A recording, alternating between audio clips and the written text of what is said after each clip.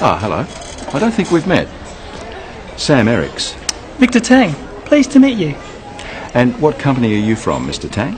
Oceanwide. I'm the sales representative for this region. Ah, yes, I know your company. Your business is expanding very rapidly at the moment. Yes, we're doing quite well. And yourself, who do you work for? Actually, I work for myself.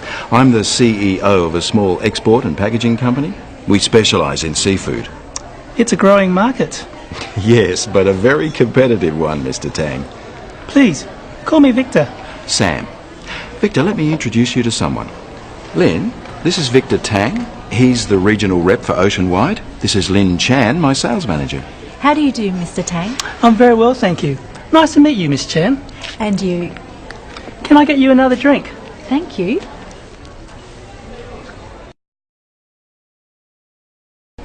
Well, it's been good to meet you, Sam, and very interesting to hear about your business. Look, we are having a small dinner for some of our clients and friends after this. Why don't you join us? That's very kind of you. I'll just check with my associate whether they have other arrangements for us. Well, your associate is most welcome to join us too. Thank you. Excuse me. Walter. This is Sam Ericks from Ericks Imports. He has very kindly invited us to a dinner. Yes, would you like to join us? Unfortunately, I have another engagement. But thank you for the invitation. Well, perhaps you could join us after that for a drink. Sounds great. I'll be happy to. Where shall we meet? How about the lounge bar here at about 10? I'll see you then. Excuse me. Lynn, Victor's joining us for dinner. Oh, wonderful. I hope you don't mind. Of course not. You're most welcome. Well, shall we make a move? Would you mind if I just say goodbye to a few people? No problem. We'll see you outside in a few minutes. Okay. Another drink, sir? No, thank you. Excuse me, is anyone sitting here? No. Please, have a seat. That's better. My feet are killing me. Have you been here long? No, but I just flew in this morning and I haven't had a chance to sit down since then. Oh. Where have you come from? From Manila. Is this your first visit to Australia? No, I have been once before, but it was a long time ago. And have you been to Sydney before? No, it's an amazing city. Yes, it has its points. But you're lucky to live in Manila. It's a fascinating city. What about yourself? Do you live in Sydney? No, I live in Melbourne. I'm just here for the conference. I'm going to Melbourne later. What's the weather like there?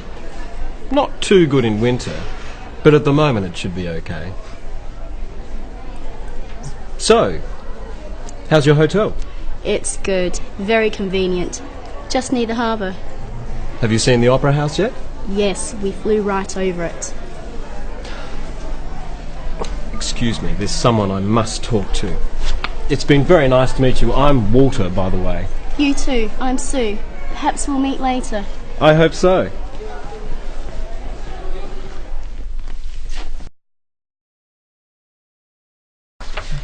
Has everybody got a copy of the agenda? Yes. Thank you. Would you mind taking minutes, John? Oh, not at all. Good. Well, then let's get started. First of all, thank you everyone for attending at short notice. As you know, the objective of this meeting of the Capital Works Committee is to discuss a proposal for some urgent building work at our Southside plant. As we've got to reach a decision which may involve spending, we'll run it as a formal meeting. Now, you've read the proposal, so without further ado, I'd like to open it up for discussion. Or perhaps if we can start with you, Tan. What's your view? Well, I'm not convinced that the work is as urgent as this report suggests. So perhaps instead we should be thinking of the... So, to sum up, I think we are all aware that some urgent work does need to be done, and we will need to work on a longer-term plan for a major refit. Well, if there's no more discussion, we'll put it to a vote. We are recommending that tenders be called for the urgent work needed. All those in favour? All those against? Then that's agreed. Any other business? Then we'll close the meeting. Thank you, everyone. The next meeting will be in 2 weeks at the same time. Well, I'm not convinced that the work is as urgent as this report suggests. So perhaps Oh, we should... come on. The building is practically falling down. Sorry, Lynn. I don't think Tan had finished. We'll get to you in a minute. Sorry. As I was saying, perhaps we should get a second opinion before we spend any money. Thank you, Tan. What's your opinion, Walter? Well, as far as I'm concerned, it's a question of safety. So I think we should go ahead. Are you suggesting that someone could get hurt? In my opinion, yes. If you ask me, there is a serious risk of an accident. And it's not a recent problem. Are you implying we should have done something earlier? Much earlier. It's a real concern. Hear, hear. In that case, I agree. We should do something now. I think so too. Thank you, Walter. Well, if there's no... Excuse me, Madam Chairperson. Yes, Barbara? What about the problem with parking? There were no places again this morning. Maybe if you got to work on time. All comments through the chair, if you don't mind, Walter. Parking isn't on the agenda for this meeting. Perhaps you could suggest it for our next meeting, Barbara. Well, if there's no more discussion, we'll put it to a vote. Hear, hear.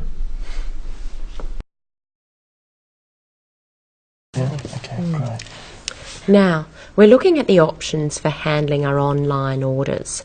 They're going through the roof, and frankly, the lead time for delivery is blowing out. We need to improve our performance in this area. Any suggestions? Well, as I see it, we have 3 options. The obvious one is to employ more people to do the job. Another alternative is to automate the system more, cut down on the physical handling. And the third option? We could outsource. What are the pros and cons? Well, looking at increasing staff versus automation, we have to consider the cost. Automating has a higher capital cost than putting on more staff. On the other hand, employing more people is more expensive over a long term. If we keep growing, it'll cost more in the long run. How likely is it that we'll see continued growth? I'd say it's a certainty. Oh, I'd say a high probability. Nothing certain in business. So what about the third option? Outsourcing. It does take the problem off our hands, but we lose contact with our customers. What about the bottom line? Outsourcing is the cheapest option and the easiest in the short term. But if we want to keep the operation in-house, the best option is automating our system. The only downside is we're taking a risk that our business will keep growing. Which we hope it will. We certainly do. Today we're looking at our new widget plant being built at Southside. I've asked Barbara to report on progress and bring us up to date and up to speed. Barbara. Thanks, Denise. I'll just outline the process we've been through, identify some problems, and give you an estimate on completion time and the outcome financially. Is it good news or bad news? Bear with me. Now, if you recall, after a feasibility study, we put the project out to tender 18 months ago and selected EasyBuild as our project manager. Work commenced about 15 months ago and it's been progressing to schedule until recently. What's the problem? Unfortunately, there are 3. Firstly, there's been a delay in materials, specifically steel, because of industrial issues at the suppliers. Secondly, we've lost days due to the weather. And finally, there's been a resulting cost blowout.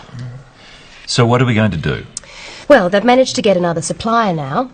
I suggested moving the completion date back, that way there's no penalty. And they agreed to redeploy their workers until building can start again. Smart thinking. We've been waiting for the rain to stop, but we can't control the weather. And the cost? At this stage, just a small overage, but I'll be watching it very closely over the next few months.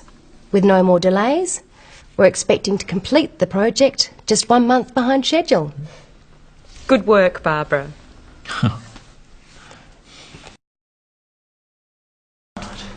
Now, I'd like to refer to the first graph. As you can see, this is a bar graph measuring net sales over the first 10 months of the year. You'll notice that sales rose steadily in the first few months. Then there was a marked increase in April, They peaked in May at around 3.2 million and levelled off. Then there was a dramatic drop in the following month, followed by a significant increase in August, and this trend has continued up until the present. What was the reason for the sudden drop in July? This was mainly due to a drop-off in air conditioner sales, so it's a seasonal effect. Could it be a consequence of the negative effect of the interest rate rise? Possibly. Now, if I could draw your attention to this next diagram, this is a line graph of sales. The blue line represents air conditioner sales, the red line shows heaters.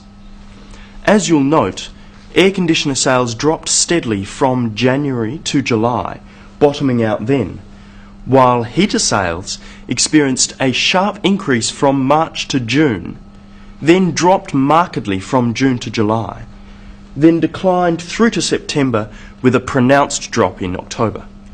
Does this explain the fluctuation in total sales? Largely. If we look at this pie diagram, you can see that air conditioners and heaters together represent more than half of our total sales, but they vary seasonally, while other appliances are fairly steady through the year. Well, we can't sell air conditioners when it's cold. What's the solution? Export to Europe and America. Easier said than done. Today, I'm going to look at the results of our customer survey. First, I'll go through the survey questions, then summarise the results, and finally, I'll outline the conclusions. After that, there'll be time for questions and discussion. So, let's start with the survey questions. Turning to the results, as you can see from the diagram, most people decided what to buy when they saw the product at the showroom. About 1/3 made their decision based on what the salesperson said. The others knew what they wanted to buy already. Most of those made their decision on the recommendation of a friend. Only a few said they relied on advertising. Let's move on to the conclusions. The first one is that it's very important that salespeople on the floor know about our products. Another is that after-sales service is critical. People who experience good after-sales service are more likely to recommend a brand. And finally, advertising. It's expensive, so we need to make sure we're getting results. So, I'd like to end with a summary of what I've looked at today and some recommendations. The figures show that sales are strongly seasonal and that customers depend on good information on the showroom floor. So I'd like to recommend we concentrate on discounting in the off-seasons and spend more time on briefing our sales representatives. That's all I have for now. Are there any questions? You mentioned that the sales figures may also reflect economic trends. Can you expand on that? Well, we are always going to depend on the economy. As I understand it, we can look forward to an improvement this year. Does that answer your question? Are you saying we're in for a period of growth? Well, I'm afraid that's a bit outside my area of expertise, but that's what the papers are suggesting. If you believe it. You suggested that we might be spending too much on advertising. Can you clarify that? It's hard to quantify without better data. Sorry, could you repeat that? We don't have the figures to really know how effective our advertising is. In my experience, you can't do without advertising. Time for one last question? I have one. Yes, John. Is it time for coffee? OK, we'll wrap up now. Thank you for your input, everyone. Thank you. Wilson, can I help you? Yes, this is Lynn Chan from Acme Appliances. I would like to speak to Mr. Wilson if he's available, please. Would that be Mr. Wilson Sr. or Mr. Wilson Jr.? Mr. Wilson Sr. I'll just see if he's available. Hold the line, please. It's Lynn Chan from Acme. I'm sorry, Mr. Wilson's in a meeting at the moment. May I take a message? Yes, could you ask him to phone me, please? My number is 23115654. I'm sorry, I didn't catch your name. Lin Chan, Acme Appliances. Let me check the number. 23115654. That's right. I'll pass that message on. Thank you. Thanks. Bye.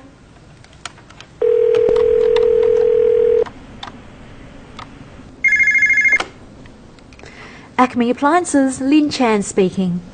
This is Tom Wilson, returning your call. Ah, yes, Mr. Wilson. Thanks for calling back. I wanted to set up a meeting with you to discuss your requirements for next year. Yes, certainly. How about Thursday at 2:30? That would be fine. OK, I look forward to seeing you then. Thursday, 2:30. See you then. Goodbye. Goodbye.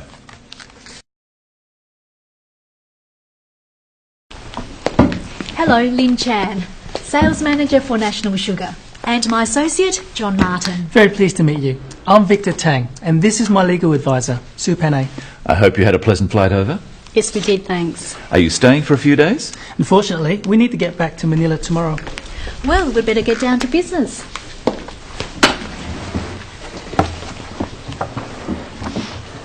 Mr. Tang, to start off with, I just want to say we believe we can offer you a very good deal and come up with a win-win result. Well, from our point of view, we see it as an exploratory tool. Testing the water, you might say. We don't intend to reach any agreements at this meeting. In any case, we would need to run it past our board first. You haven't heard our terms yet. You may find them hard to resist.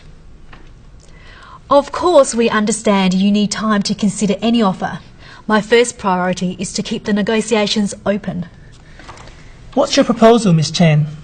We're prepared to offer a very attractive price for a minimum sale in exchange for a 2-year contract. John will clarify the terms. So that's our offer. We believe it's a fair one, with advantages for both sides. Yes, well, we're prepared to consider your offer, Miss Chan, if you can accept some conditions. And subject to consideration by the board. Well, what are the conditions? Well, firstly, the price you're proposing, would that be variable depending on currency fluctuations? The issue is that we're in an unstable environment at the moment. The exchange rate could affect us negatively. Us too. True, but the problem is that we're tied to the US dollar. We could consider hedging against currency in both directions. That would be acceptable. Another problem we may have is that of supply. Our customers often need supply at short notice. If we do get large orders, we need to guarantee delivery, so we need to stockpile. The difficulty there is the capital outlay. How would you feel about a partial offset against our sales? You mean a loan? I suppose so. Would you be agreeable to a deferred payment? We can provide security, of course. I think that would be acceptable. Unfortunately, I would need to get board approval for it. Of course. Then I think we might have a deal. In principle. Time to celebrate.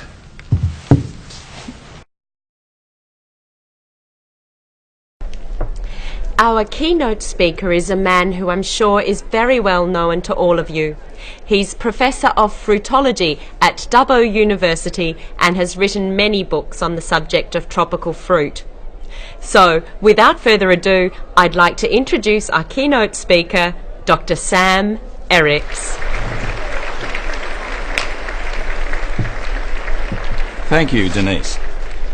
The Honourable Judith Bryant, Minister for Trade, Professor Eric Vogel, Professor of Economics at Wagga University, distinguished guests, ladies and gentlemen. Today's topic, why bananas are bent, is a very significant one in terms both of international trade and culture. In thinking about the topic, I felt it would be appropriate to address briefly the history of bananas and banana farming, the many qualities of bananas, both positive and negative, and of course examine the uses of the banana. But first, let me tell you a story about a banana. Ladies and gentlemen, I hope I've been able to clear up a few misconceptions and leave you with some new ideas about how we might view bananas in the future. We've seen, in looking at their history, that bananas have a significant role in many cultures. I've also noted their positive nutritional qualities. And in addressing the main question, why bananas are bent, we've learned that the reasons are many and complex. Madam Chair, thank you for the opportunity to address the conference today, and thank you, ladies and gentlemen, for your kind attention.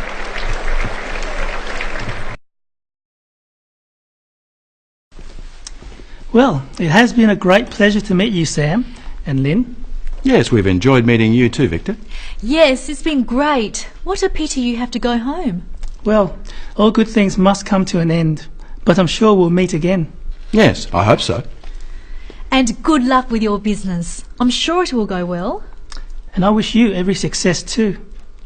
Well, I think we should drink a toast to the end of the conference and to ourselves. Here's to us. Cheers. Cheers. We should keep in touch. Yes. Have I given you my card? Ah, no. Thanks very much. Here's mine. Do you have a card, Lynn? Yes. Thank you. I'll send you an email. And if you're ever in Singapore, you must look me up. We certainly will. And you have my number. When you're next in Sydney, give me a call. We'll have a drink. May I take these? Well, I'd better get going or miss my flight. Have a good flight home. Bon voyage. Goodbye until next time. Goodbye.